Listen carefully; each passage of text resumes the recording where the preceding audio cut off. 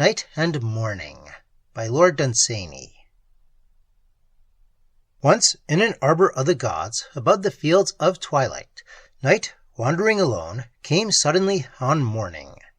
Then Night drew from his face his cloak of dark grey mists, and said, "See, I am Night."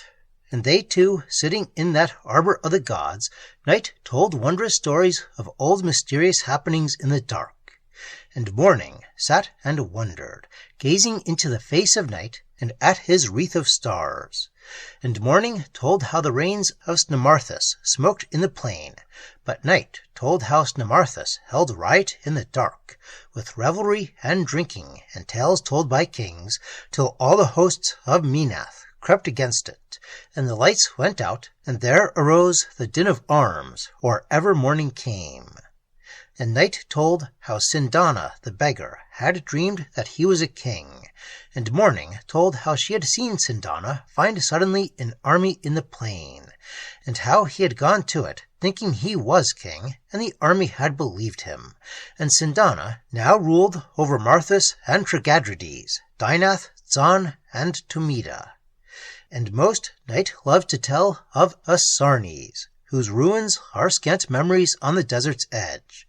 But Morning told of the twin cities of Nardus and Timout that lorded over the plain, and Night told terribly of what Mynandes found when he walked through his own city in the dark, and ever at the elbow of regal Night whispers arose, saying, "Tell Morning this."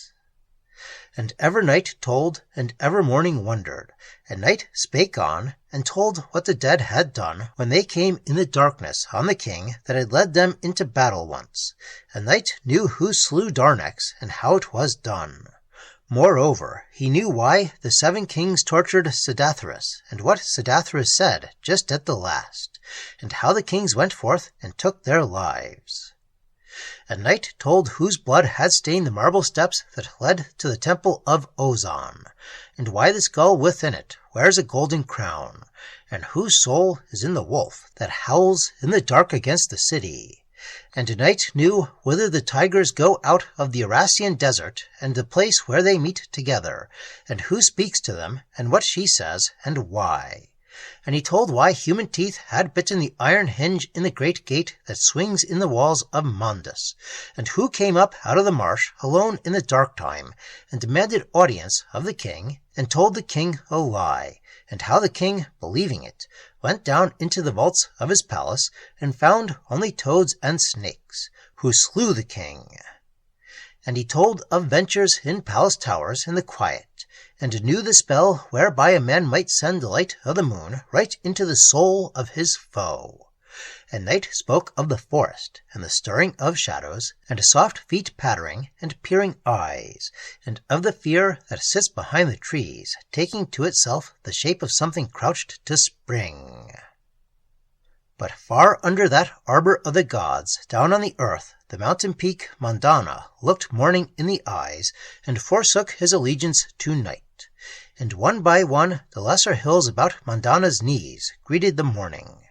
And all the while in the plains the shapes of cities came looming out of the dusk, and Congros stood forth with all her pinnacles, and the winged figure of Poesy carved upon the eastern portal of her gate, and the squat figure of Avarice carved facing it upon the west, and the bat began to tire of going up and down her streets, and already the owl was home.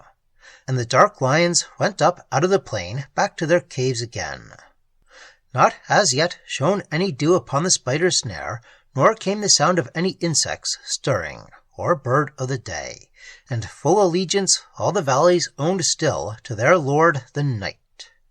Yet earth was preparing for another ruler, and kingdom by kingdom she stole away from Night, and there marched through the dreams of men 1,000,000 heralds, that cried the voice of the cock, "Lo, Morning come behind us!"